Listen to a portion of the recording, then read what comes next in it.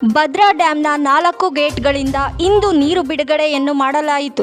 ಮುಂಗಾರು ಮಳೆಯು ಹೆಚ್ಚಾದ ಕಾರಣ ಭದ್ರಾ ಡ್ಯಾಂ ಭರ್ತಿಯಾಗಿದ್ದು, ಜಲಾಶಯದ 4 ಗೇಟ್ಗಳಿಂದ ಇಂದು ನೀರನ್ನು ಬಿಡಲಾಗಿತ್ತು.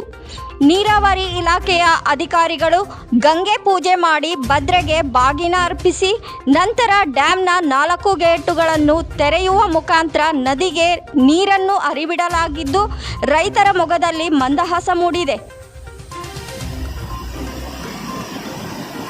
ಹುಲ್ಲು ಎಲ್ಲ ಕಿತ್ಕೊಂಡು ಹೋಗ್ತಾ ಇದೆ ಗುರು. ಕೀಳ್ಕಾಗಿತ್ತಲ್ಲ ಗುರು, ಇಲ್ಲ ಈ ಸರಿ ಗಿಡಗಳೆಲ್ಲ ಪಾರಿವಾಳ ತೋರ್ಸ, ಪಾರಿವಾಳ ನಿಮ್ದು ಕಾಲ್ಗುಣ.